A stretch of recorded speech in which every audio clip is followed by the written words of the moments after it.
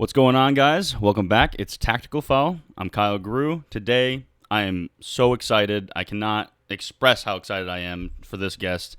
She is a retired professional player, played for many teams in America, overseas, a former U.S. women's national team member, a UNC women's soccer legend. I think that's only the right way to describe that.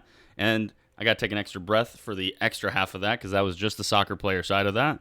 She's also the executive director of the NWSL Player Association, founder of Techne Futbol, which is a great app that my club uses, so really excited about that. And in addition to that, a wife and also a new mom. So please welcome Yael Averbuch-West. Thank you. Wow. That did sound like a lot when you said it. So I appreciate the intro.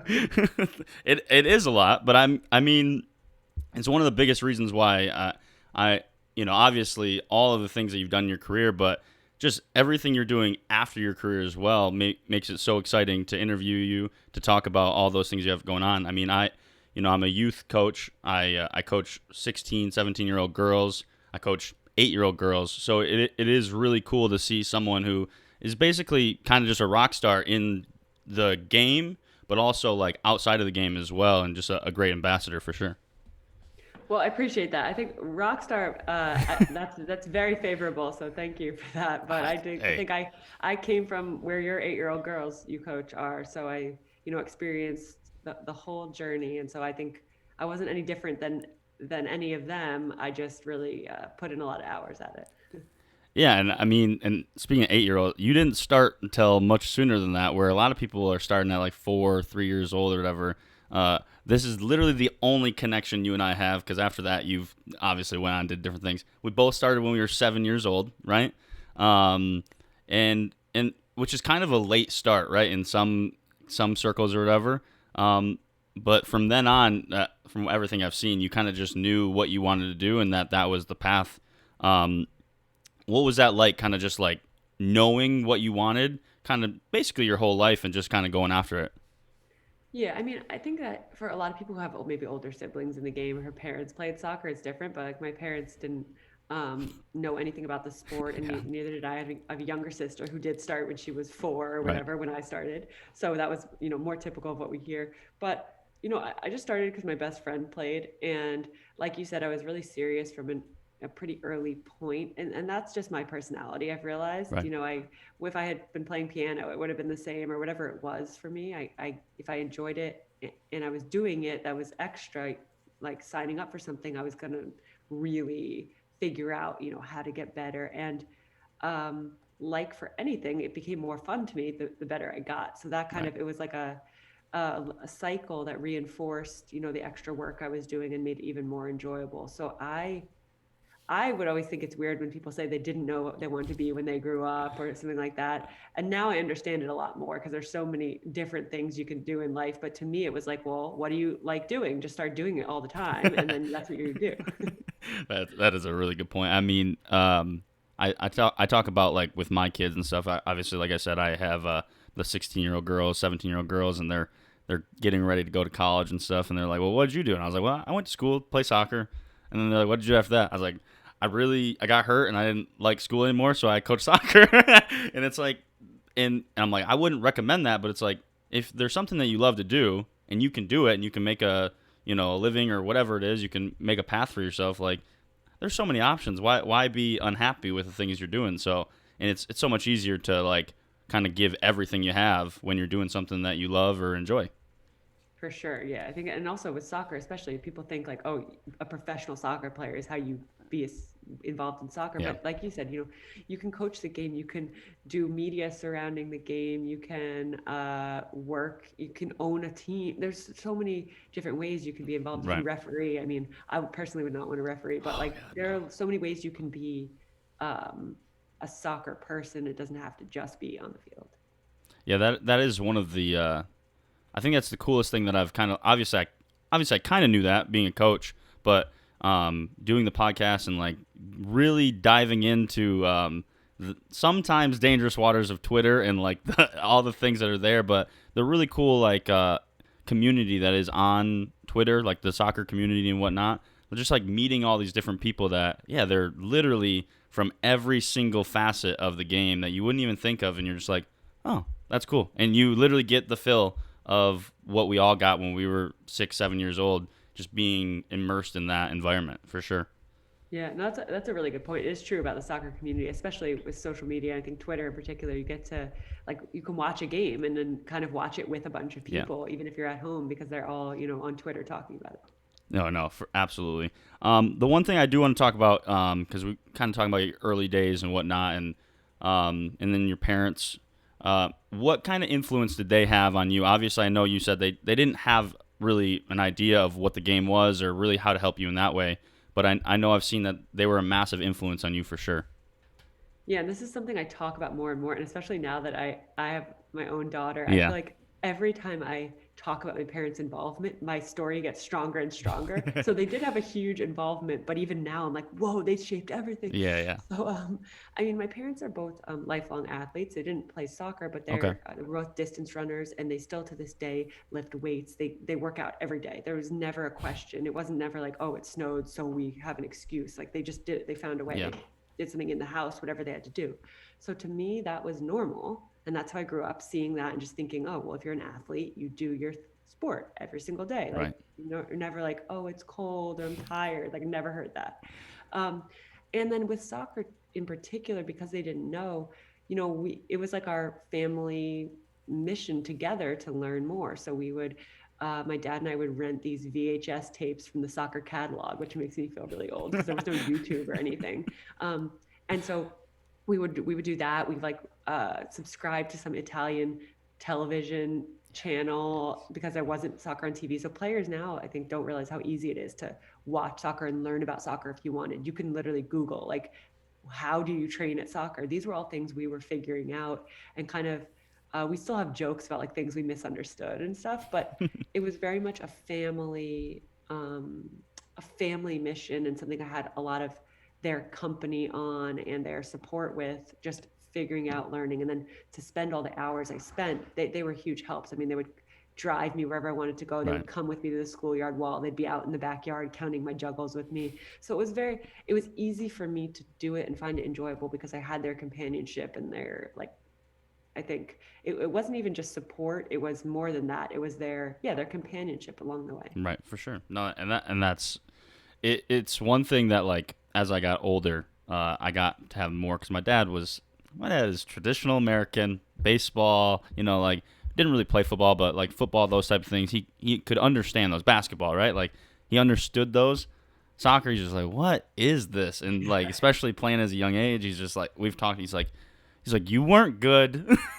He's like, at least I don't think you were. And he's like, so, and then finally I got older and he's like, oh, it got more physical and like I could see like it like happening. He's like, oh, it made so much more sense. And then he just became a big fan after that, which I think is kind of typical. So it is really cool like that you were able to have that like, and not to say I didn't have support. I had 100% support. So Dad, I'm not hating on you, but it is cool that you were able to make that such a family thing, especially coming from a family that didn't have that instilled in them. They didn't have that culture where you see that, right? It's pretty normal for it to be a family affair when dad, mom are really into it, and different things like that. So I think it's cool that how adaptable your parents were with that. Yeah, well, it certainly makes it a lot easier because Yeah. if you're going to have to go out and you want to play for a team or find a better team or need to buy the new uniform or some gear, whatever it is. I mean, obviously there are a lot of cultures where kids go out and they play in the street with other Yeah, kids and for the sure. parents are not there driving them to the street soccer game or Yeah, yeah, whatever. for sure. But in the way our culture works, it certainly makes it a lot more accessible to a player if the parents are kind of tuned into helping find those opportunities. And it's unfortunate, but given the landscape, I certainly had like the ones who were going to find every coach in the area that would help me in anything I could be doing. Yeah, I think it's funny. Like obviously from a coaching standpoint, I see it right. Like, you'll hear some people like, oh, they're the crazy soccer parents. It's like, no, they're just really committed. Like they're willing to like go outside the box and not be comfortable. Like if their kid needs something more, they're just willing to like look for it. And like that's the craziest thing for me. Like getting into the coaching world is like the education of like families and like is just not, it's pretty lacking. We just don't really provide many like we don't we don't let them know like what their options are and what type of things, and it's becoming better now. But I just remember, like, I'm 25, gonna be 26. I'm not that old, but like I think about how drastically it's changed now, and there's still a long way to go from when I was playing. Like, I didn't have any clue what was out there. I just knew my local club, and then when I was like a junior in high school, someone was like, "Oh yeah, come join this team. We play all over the state and outside of the state." Oh, okay, cool. That sounds great, right? Yeah, the landscape has definitely changed from that for sure. And there are some actually crazy soccer parents who I do 100%, want no, to 100%. Yeah, none of mine, of course. But Yeah. No, no, I wouldn't say that. no, no, there are. I mean, I think with everything you get, right? Like, there's always a line, and like, I respect the parents that like are willing to, kind of look like the crazy parents, but in reality, what they're doing is they're just trying to, push the envelope for their kid and see like where they can get them. But they never, they still, the line is, do you allow it to be the kid's experience, or do you make it your experience as well? And I think that's the line. Yeah, no, no, for sure. And I think too, it has to do with like the reason that the parent is getting involved. Right. Besides that, even I think there's a lot having to do with like parents having some vision for their kid. Like you said, is it the player that's like wants to be better, so the parent is helping, or is it the parent that's like, I'm gonna get my kid a college scholarship and like this is my investment in it, so we have to do X, Y, and Z. And it's funny, I never understood that. And then with my daughter, we were looking at like setting up a college fund for her, and they broke down all the prices, and I was like, oh, this is why the parents do that crazy stuff to get a scholarship, because I was like, well, this is so much money. So yeah, there's a lot of parent driven weird stuff that goes on, certainly. Yeah, absolutely. And so, as a parent now, and obviously with your pedigree and everything you've done, where do you see yourself? Obviously, I mean, and maybe your daughter doesn't play, but I think you. What? Yeah, exactly. Right. Let hypothetically, your daughter's playing soccer. Where do you see yourself as? What parent are you going to be? Yeah, I've thought of that a little bit. I mean, and I was joking. I mean, I obviously I think it would be really cool if she enjoyed soccer because it's on in our house all the Yeah, yeah, time and it's yeah, what we do. So if she doesn't play, she's going to be pretty bored on the weekends. yeah. Right. But yeah, I don't know. It's weird because I can totally see that I would want to, like, the idea of going out and training with her if she's into that when she gets older would be so fun to me. But I know that that could be a really slippery slope for me. Mm-hmm. And my sister would be listening to this and like rolling her eyes because the way I tried to train her. So I don't know. I hope that I have the discipline and foresight to let it be whatever she wants. Yeah. Like she wants it to be. If she's like, hey, mom, can you coach my team? Uh, I probably wouldn't say no, but I don't want to be like always her coach Right. and all that. But yeah, I don't know. This will be really interesting. it I I can't speak from personal experience, but I imagine the best thing is I have nieces and nephews, and like I find myself to be like with the young kids, I can coach them. I can do whatever. They were literally the same age as the other kids I'm coaching, and they're like, "We hate you," and I was like, "That's fair. I'm on," like, because you just have these expectations, and so like it's when you're quite competitive, it's hard to dial that back. Yeah. And So when they see you as their uncle, not coach, there's a division when it's coach. You would yeah, never like be mad at the coach. And that. So I think it's like there's certainly division when it's not the official title of coach, then it gets really blurred. yeah, no, absolutely. Um, One thing I do want to talk about with your family is just like the heritage, obviously, that you get from your family, and like what kind of pride you felt with just like the Jewish heritage and whatnot. I know that you've been inducted into a Hall of Fame for athletes and different things like that. Um, like we talked about being an inspiration for girls and different things like that, but you also have that side of you. What's that mean to you, being that inspiration there? Yeah, it's an interesting and really good question. I wasn't raised traditionally Jewish in Right. any sense. I mean, I've certainly, if you look at my name, people can probably figure out that I'm Jewish. But I wasn't raised in any traditional sense. My Right. family would travel to Israel every other summer, actually, before I started playing soccer, because then, as you can imagine, the summers really took that Yeah. possibility out for us.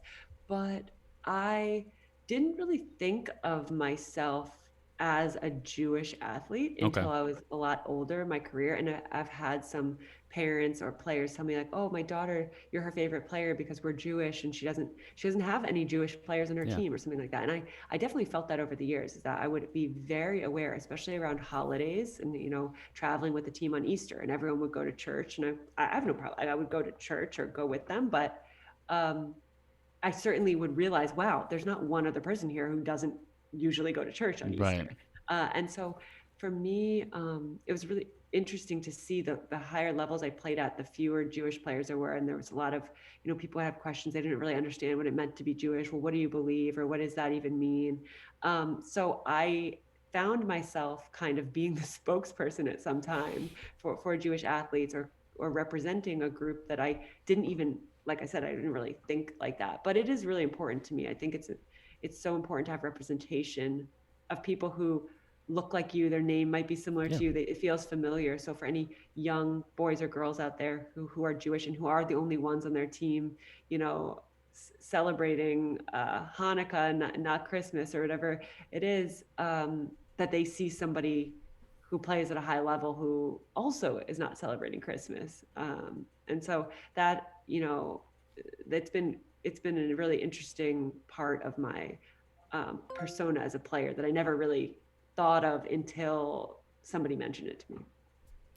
That is fair. I mean, and I agree. I think it is. It's something that I've talked about in here. I've talked about with the other coaches.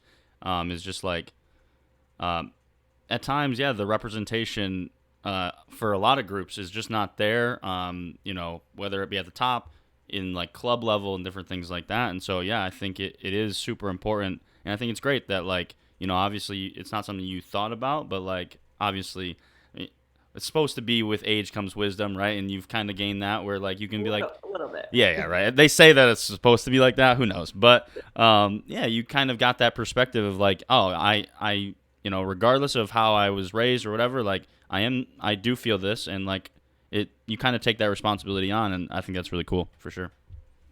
Thanks. Yeah, no, I do. I think representation is so important, especially we see in youth soccer. In a lot of ways, there's very little diversity. I mean, like everybody comes from this upper middle class, predominantly white background. And so anybody who's outside of that, and it's changing. There are definitely, Yeah, for sure. there's more diversity in the sport in a lot of ways, but somebody who's not that in any way will feel different in the soccer world. And I know I grew up in an area with a lot of diversity in North Jersey. So there were some Jewish players on my team when I was really younger. And I realized the broader my soccer experience got, how unique that was. Because I Right. would go to something that was a regional event or even statewide, or when it got to the national level, then there were no longer any Jewish players most times. Right, for sure. And I just remember like I came from a different economic background than most of the players around me. I definitely was not. I was maybe just inching towards that middle class, maybe.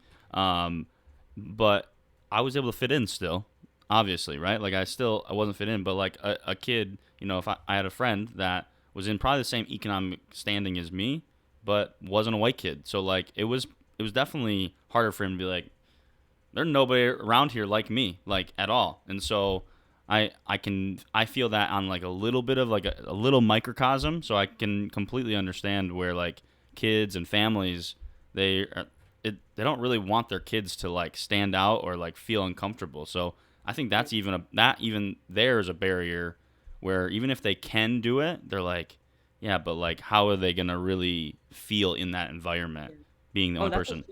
a huge thing you pointed out, because I think like we don't have to go too far here, but Yeah. I'm really interested in this because it's true in the youth soccer world, is that just because you can do something doesn't mean that you feel welcomed, and it's not even a conscious thing. I think often it's like, if you think about traveling to a tournament, well, some people are going to be traveling there and have all this money to spend or doing it a certain way. Mm-hmm. And if you don't want your kid to feel bad, if they even, just a quick story about this I thought was really interesting. I played on a team in Russia for like a month, and we would, every meal, everywhere, we had to wear the same team sweatsuit. And I was there with a couple Americans, and at one point the Americans asked, like, can we wear our own clothes? Like, why do we have to wear this team sweatsuit literally everywhere we go? We had one sweatsuit. And the coach was like, no, no, we can't, because some of the players actually don't have their own things to wear. We don't want to make them feel bad. Oh And I wow. was like, whoa. But if you think about it, there's so many things outside of the field experience where if you're traveling with a group or somewhere where you wouldn't even think, but someone else might feel uncomfortable in a given situation. So I think about that all the time with youth soccer too. It's like even just driving to practice, the cars in the parking lot might look a certain way and you might feel uncomfortable. I used to feel uncomfortable. Some of the players on my team had like these beautiful big SUVs and we had an older car, whatever it was, and I would feel embarrassed. No, 100%. We had this. I mean, I felt that as like a younger kid, where like my dad just never, until literally 2 years ago, my dad just never believed in buying something like even close to new. Like no, like, and his newest vehicle was 5 years old, right? That's and he got it from an actual car lot. Everything else before that was like knew somebody, that type of thing. And then it was the same way when I got my first vehicle, and I'm driving like, you know what a dustbuster is, right? That's what the Yeah. van that I drove looked like, and I'm just like, couldn't I just get like a car?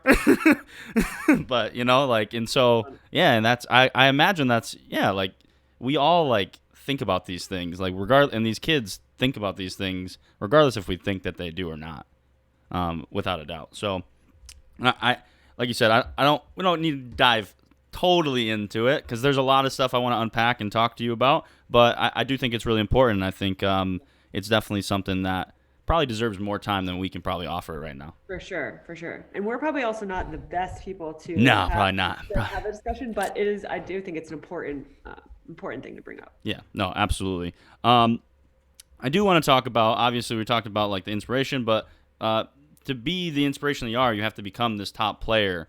And obviously, we've talked about your parents, the roles that you played. But what do you think for you, like kind of just looking back, really got you to being a top player that goes on to play at UNC and have the professional career that you had? Yeah, I've always had a very clear vision of what I believe it takes to achieve something. So it wasn't like in my mind, like, oh, I think I could play in college or whatever. Like I knew exactly what it would take for me to do it. And now that I think back, it was kind of weird that I knew that so clearly, but I knew exactly what it would take. I knew exactly what it looked like because I had gone and I had watched college games. I watched the US national team play. So I knew what it looked like to be at that level. I knew what it would take to get there. And then I was willing to and happy to do the daily things that I knew would get me to that level. So I never felt like people would always say, or still, did you have a backup plan or anything like that?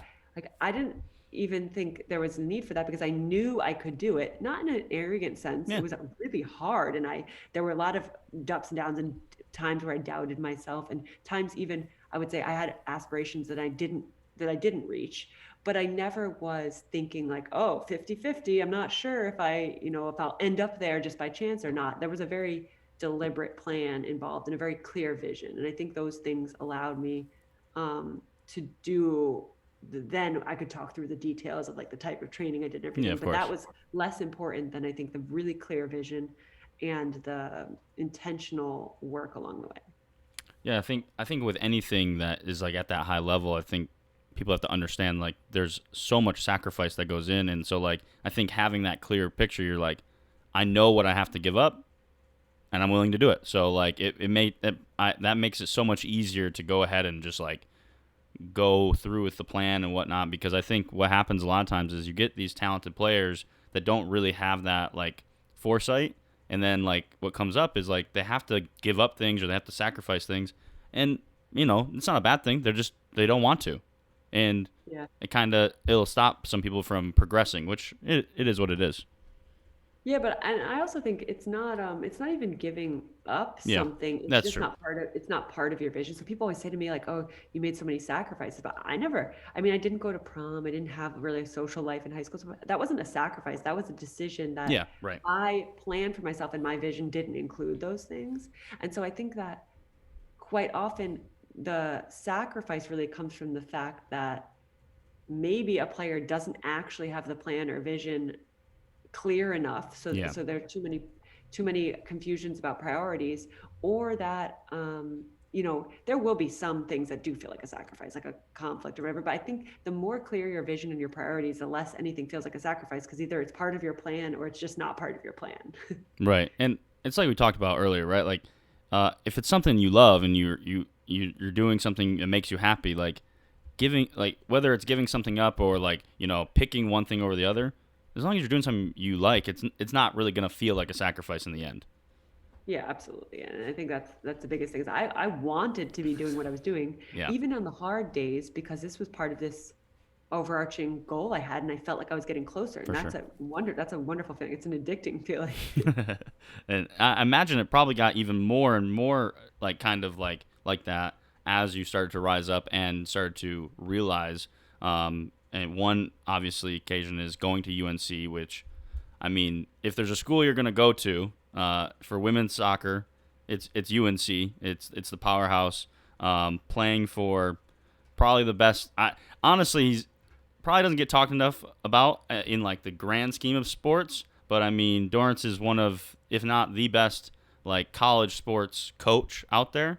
So what did the like I guess desire and like I guess the addiction, kind of what we talk about, kind of intensify when that all came to fruition?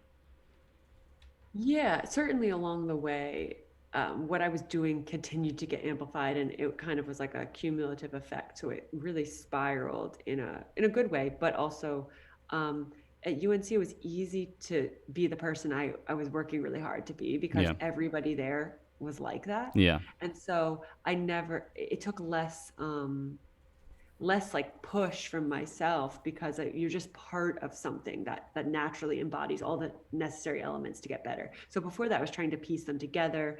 I was playing with elite players, but you have to, when you're in your own place and you're not on a team of all aspiring national team players, you have to do the extra fitness after whatever it is, and you're kind of alone. right. And in college, I wasn't alone. I literally had 20 to 30 players who had the same goals as me and the same competitiveness and all of that. So it became actually so much easier to be that person, because I was just part of a culture that already did it. So did it kind of like it probably sounds crazy, but did it allow you to almost like step back and calm yourself a little bit because you didn't have to like feel like you were on your own in that environment? In a lot of ways, yes.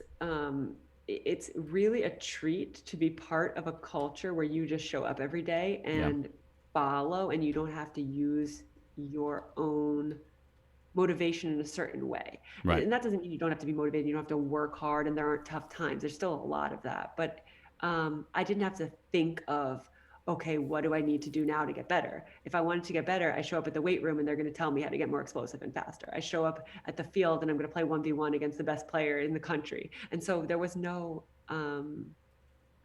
question marks anymore. It was just like I had the support around me. So yeah. Awesome. Yeah. And so when you get there, obviously you have this culture, and we talked about it. What was it like? I mean, and I don't know what kind of coaching you had before, but you get there. What was the difference in coaching and like that type of thing for you once you got to UNC? Well, Anson, I mean, Anson is famous and unique for a reason. He is Yes. a a brilliant coach and motivator, and he's also a brutally honest critic. So, and I knew that going in. That's why I went to UNC. I didn't want to get away with anything. I didn't want to have any bad habits. And I grew up playing for coaches who, for the most part, really, I grew up playing a style and with coaches who really valued what I did well. Like I, Hmm. even now when I'm back home and I can go play with the guys I grew up playing with and the coaches, I mean, I learned from them and I became really good at the way they teach the game. And I love that style. Awesome. Still to this day, very technical, small passes. Like it emphasizes all the things that are my strengths. At UNC, it was very Perfect. much the opposite. And Okay. and I knew that, and Anson was really tough. So in that sense, it was a very different type of improvement for me, because I was having to improve at all the areas of the game I honestly didn't really love as much, Yeah. and that I wasn't naturally good at and I didn't thrive at. So I kind of always felt a little bit um yeah, I just felt like it didn't come as naturally to me. So I had to work harder at it. And Anson yeah, certainly appreciates me and appreciated me as a player, but I wasn't naturally the type of player that he looks for. and which is I think even more of like a testament to where you were as a player and what you did, considering how many games you played at UNC, how many honestly how many big games you played in, all those things.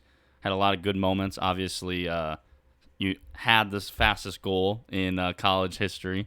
Unfortunately, I had to say had. Yeah, yeah. Most people don't know that that record got beat, so you've really done your research.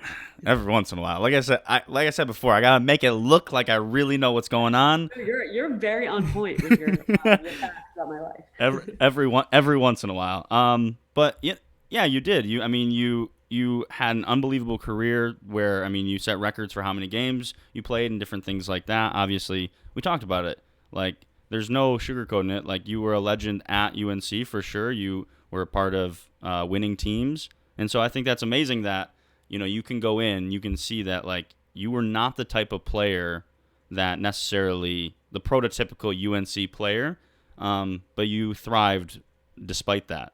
And I think it's a really great thing for you, obviously, but it's even better thing for people kind of listening to this, players, that it's like, just because you don't fit into that system doesn't mean you can't like make it your own and get better at the things that are not your strengths. Yeah, well, one of the things I think that I've always known about myself, and I will say too that during the time I was at UNC, there were a number of players I think who kind of were a little bit different, Yeah. maybe, and not just different for UNC, but different in the women's game. Like we're talking about at the time at Casey Nagara. If anybody doesn't know her, I wish there were more highlights because I mean, phenomenal player. Tobin Heath, like players who. Um, Play a little bit differently and more creatively, and there were a number of them on the team. So I wasn't alone really, but also I've always found that if I get into an environment, I'll figure it out, and I'm pretty Yeah. quick at doing that. So as a young player, like I would play on up an age group, and I knew it was a little bit of stretch on day one, but I'd pretty quickly like figure out how to be successful. And same thing, I played on a boys team, and it was really tough, but I figured out ways to get around it, play quickly, whatever I had to do. And so I knew that about myself. If I stepped into an environment, I would figure out a way to kind of um, improve enough to sift my way to the top. And I definitely needed to do that there more so Right. than any other environment. No, I think everyone needs that, right? Like, if like it was actually something we just were talking about, like as coaches, right? If we don't put kids in like challenging environments, like you're not really doing them a favor. So like when we were talking, like, yeah, like if you do an activity and the team like that you're working on is having a ton of success, you're honestly failing. And so like it's kind of the same thing where it's like you should be put into situations where like you aren't succeeding like 100% of the time, because you're probably not getting any development there. You're just doing exactly what you've always done. And so I think, yeah, development comes most from like failing a little bit and then figuring it out and working out and kind of putting the pieces back together. Especially in soccer, because soccer Yeah. is a game of mistakes. I've heard that said a number of times. I think it's really true. Yeah, If you look absolutely. at it, is that a perfect game, quote unquote, means that of your 100 things you did on the field, you did a handful really well. Right. No, that is a great point, and I think that's one of the beautiful things about the game. Obviously, right? Like it's like there's so many moving parts, and like there is these imperfections that kind of culminate in like these really cool moments on a field, and like it's never the same thing ever, and I think that's one of the most amazing things about it for sure.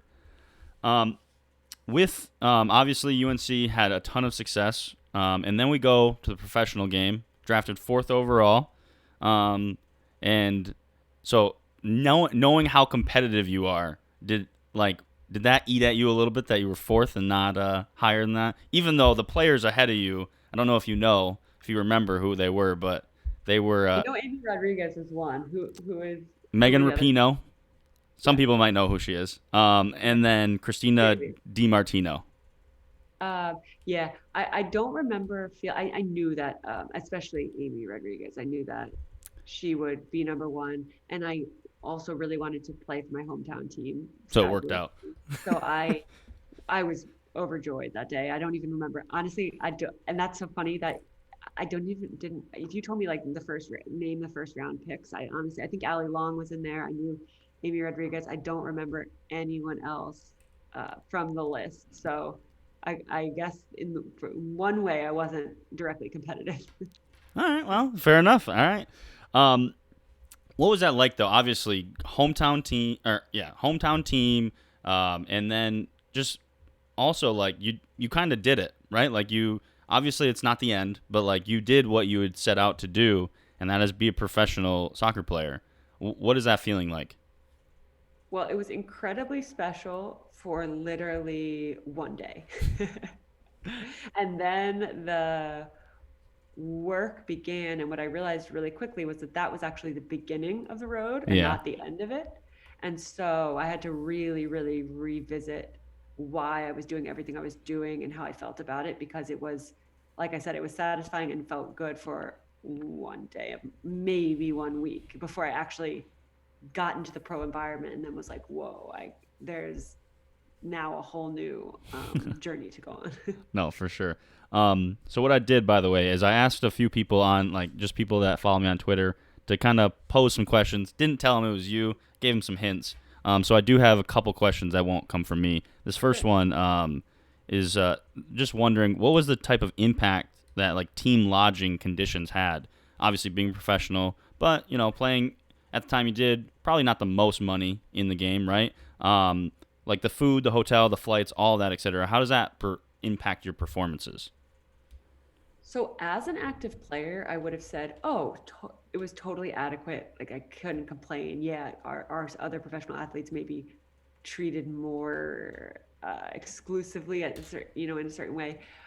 Now that I look back, and I would have said the same thing about my salary and a lot of the conditions of being a female professional athlete.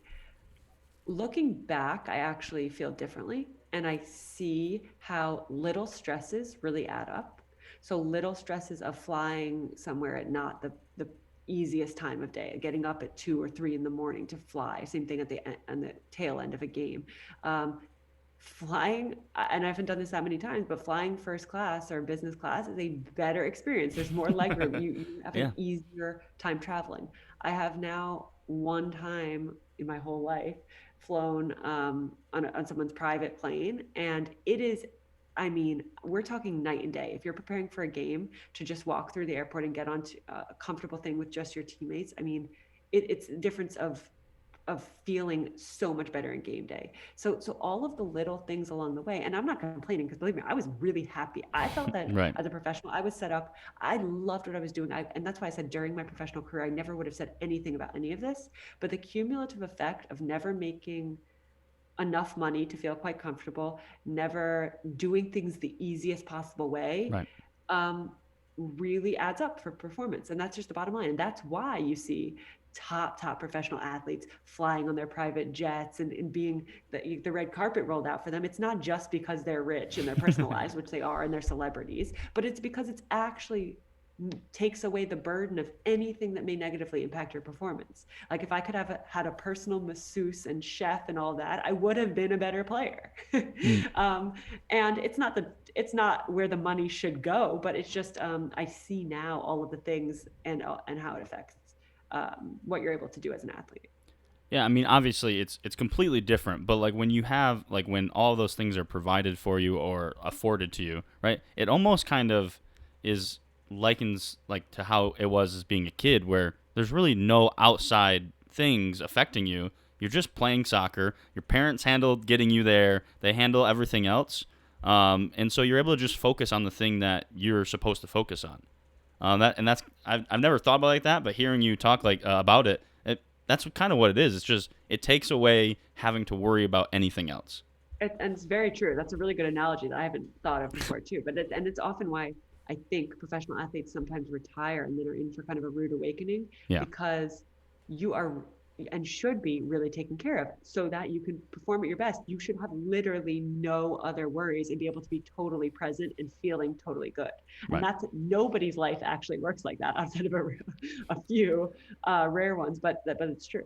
No, for sure. So as a professional, obviously you played most of your career in the United States, but you did actually go overseas, played in Europe. What was that like? What was the big differences between United States and Europe for you? Yeah, so the main place I played was in Sweden, and I lived there for a year and a half, and Yep. I absolutely loved it. I think there's just a different approach to the game and a different culture surrounding the game that I was well suited for. So you talk about, a place like UNC where I was kind of I didn't quite fit, and I think when I look at the style of play and the soccer culture in Sweden, it's a lot closer of a fit for me. Yeah. Um, and so yeah, I really enjoyed a very collective approach to the game, building out of the back. The team I played for, we played a really nice style that suited me as a player, and so it was a great, enjoyable experience and a lovely place to live. If anyone ever gets a chance to visit Sweden, the people are so pleasant and friendly and welcoming. It's just, besides the weather, I would say it's just a really nice and easy lifestyle. That wasn't hard for you though. You're from New Jersey, right? Yeah, but you know what? Actually, Oh, I okay. would I would say that Swedish winter especially is worse than New Jersey. It's just relentlessly bad weather. New Jersey, at least we get a break from it sometimes. Yeah, I'm in Michigan, so Yeah, yeah, you don't have much to say about the other side of things here. no, not really. No, that is interesting. I mean, obviously, with this, I've talked to a lot of people from the UK, especially, and so it is interesting hearing just like your perspective on the differences between things. And I think that is just something that like the building out of the back, the more like very technical aspect of the game. I think you hear that more in Europe because United States is still we got to be honest, we're still, especially in the women's game, we're in the infancy of the game. Realistically, I mean, the game's 50 years behind the men's game at least, and that.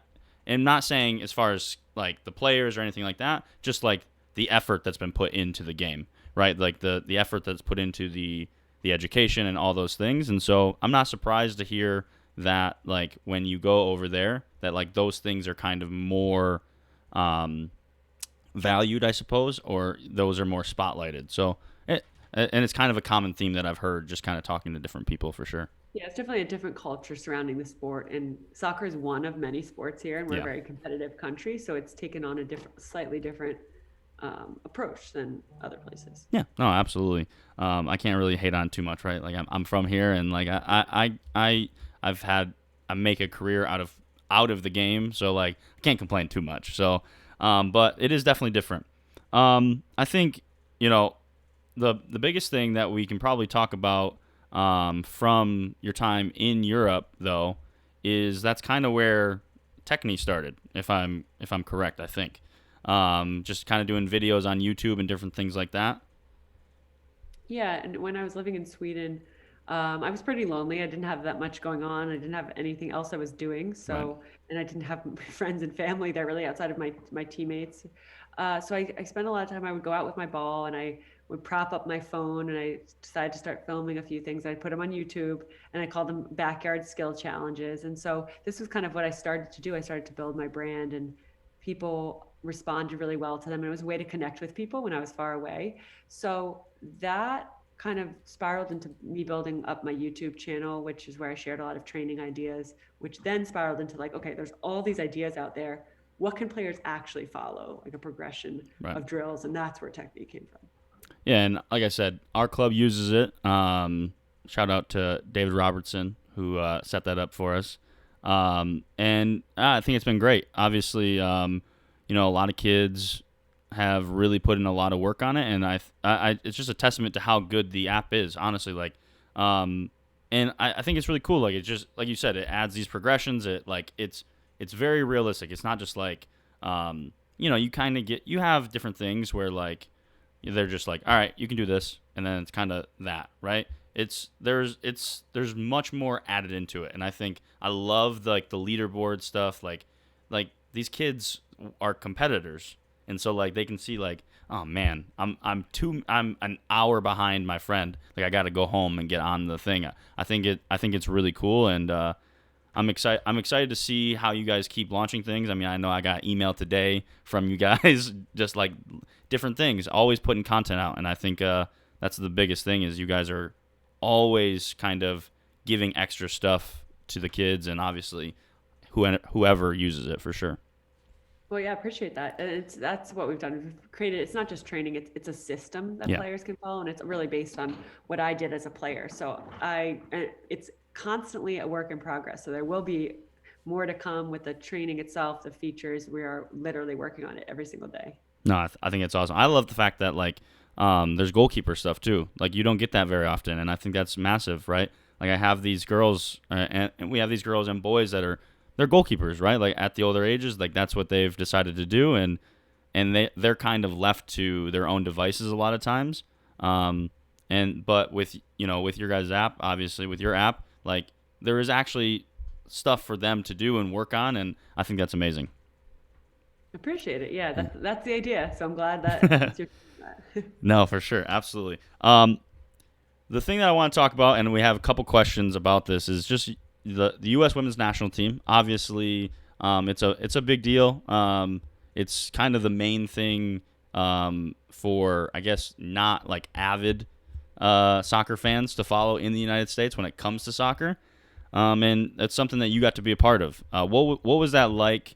And was that obviously you wanted to be a professional soccer player, but was that hand in hand with being a professional? Was being on the U.S. Women's National Team? Very much so. I mean, that was what I thought being a professional soccer player was that to me as a young kid, which Right. made sense because there was no professional league for women at the Absolutely. time. So it was kind of one and the same. And that was very much so a part of my goals. It wasn't just being a professional. I wanted to I would say be on the U.S. Women's National Team, but that's a relative term because what does that mean? Does it mean you're part of the player pool? Does it mean you get invited to the events? You make a World Cup roster, an Olympic roster. You're a starter. You're the captain. So there's always a progression within that, and I definitely got the opportunity to be part of that team and the player pool for a number of years, which was it's the most competitive group of women athletes I can imagine. I mean, these women are every single player on the team is the best in the world at what they do, Right. hands down. And but I never quite broke into the mix as I would have hoped. So I have some outstanding goals that I never was able to achieve with that group, and I'm very honest about that. I had really high aspirations, and like I said, there would have always been something next that I would have liked to achieve, but certainly quite an experience and something I'm really proud of. Yeah, for sure. And I mean, obviously, I respect the like just the competitiveness in you that like makes you feel that way for sure. But in reality, anyone listening that doesn't know, you did play like quite a few games for the U.S. team, and like so. I think it's definitely it's not like I am like kind of twisting things to call you a former U.S. Women's National Team player. You were definitely firmly in the mix for, I mean, quite a few years as well. So I think it's impressive. One of the first question that comes from Twitter is what's it like being part of something so big on and off the field?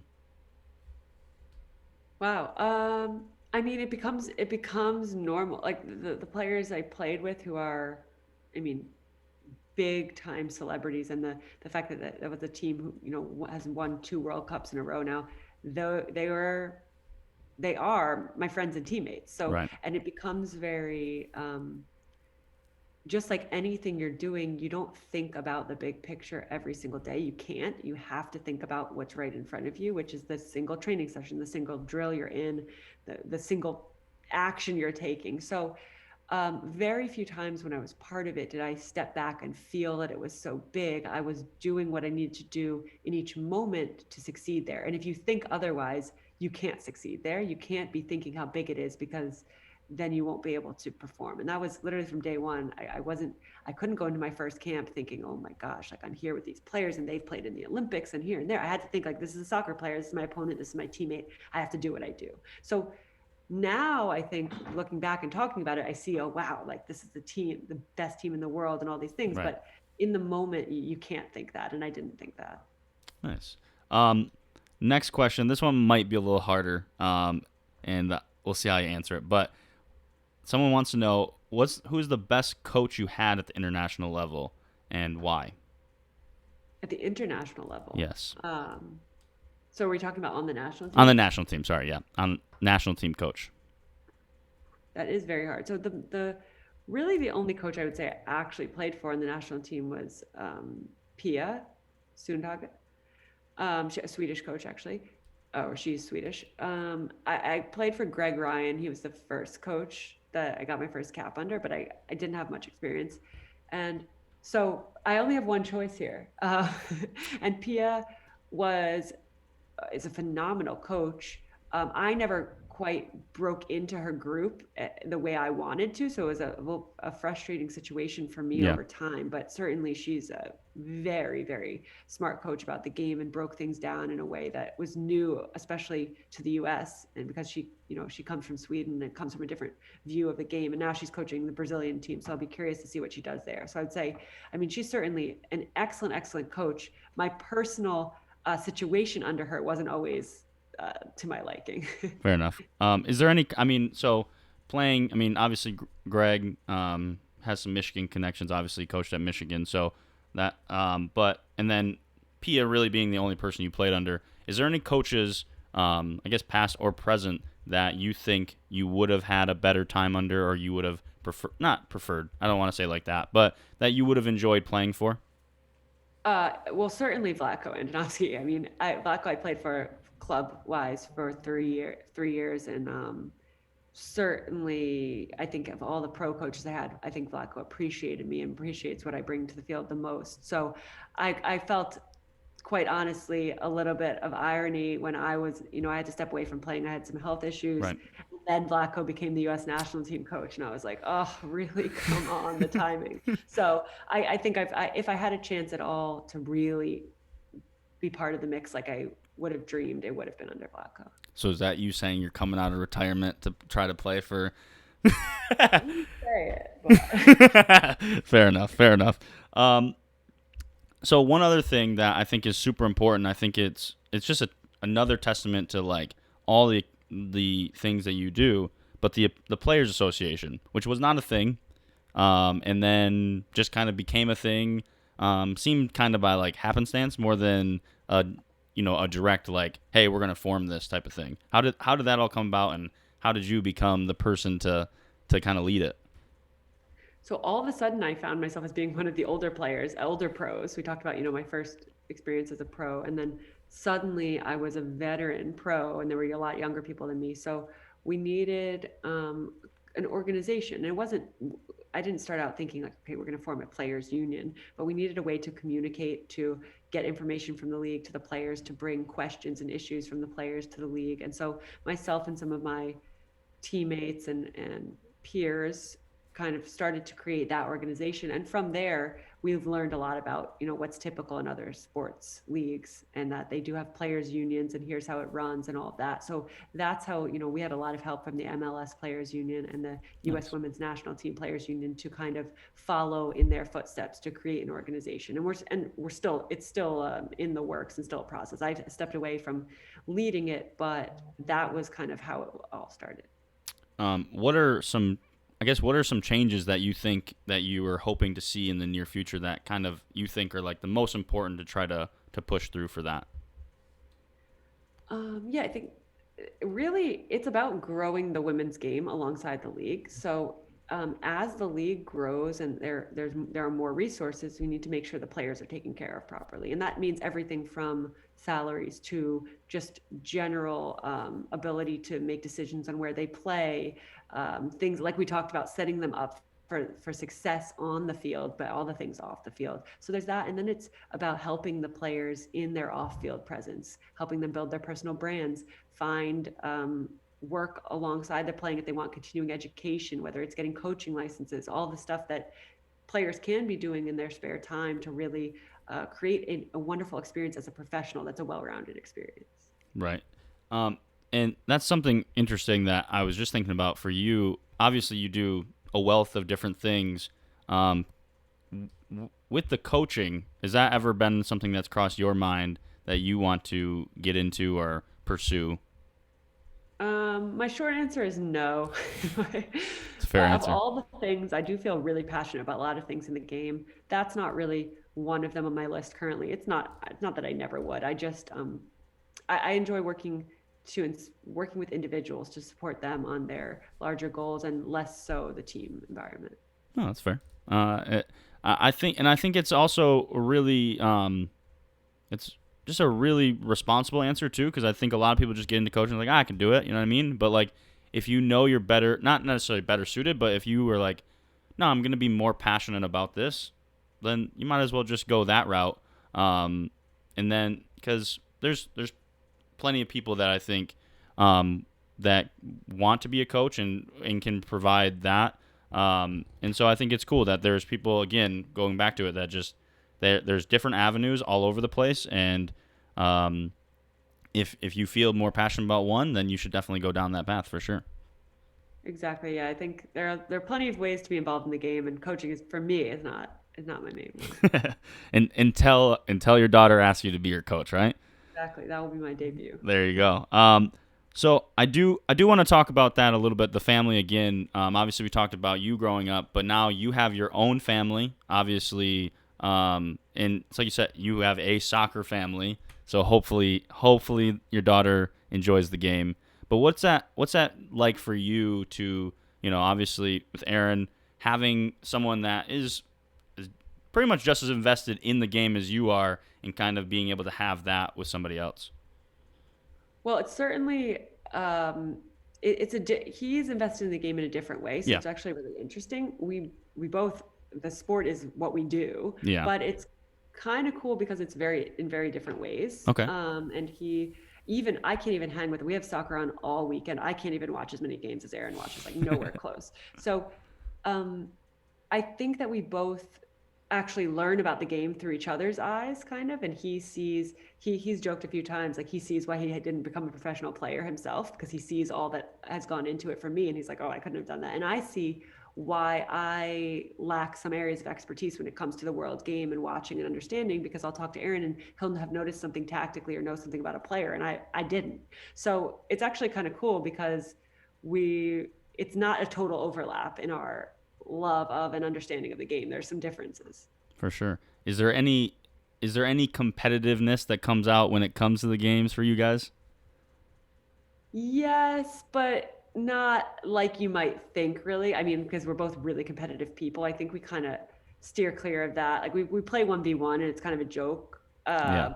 And we're competitive, but don't get me wrong, no one's taking it easy on one another, but it's not like the vicious competitiveness that you'd think. And I definitely don't. He supports Arsenal mainly right now, Juventus too, and I'm not a team support. I don't get competitive when I'm not directly involved. Fair So enough. I kind of steer clear of that. So there's not really like you might think. Yeah.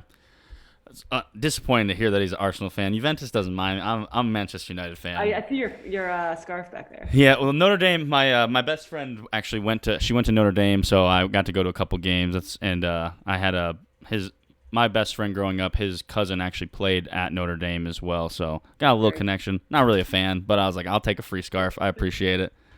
So that's really honestly, besides the United stuff, anytime someone wants to give me free like soccer anything, it's free. That's my favorite number. So I will happily take it. So that's how this hodgepodge background came about. um, here's a question. I think it might be hard for you. It might not be, but obviously we've talked about how many things you do. But what is the hardest job you've had or have? Is it being an international level professional player, a founder of at this point a global company, or being a mom? Ooh, this is a tough one. And actually, speaking of that, I do probably have to go in a couple minutes because I No, do have to go. I have to do two of those three things. fair enough. um, I mean, I would say actually there I cannot pick, and it is not because of the job. It's because of how I approach them all. And I've realized that I was like, why do I always have the same experience in my life where I get really in depth and I feel this way about it? And it's because it's not what I'm doing. It's because of how I approach it. And I Right. approach being a mom is the most different, but there's certainly all of them are all consuming. You can't do them and then shut off and it's done. Well, maybe some people can. I'm not good at that. Yeah. So for me, they take over my life in a really good way because I love doing it. But um, yeah, that I definitely cannot pick one of those. Fair enough.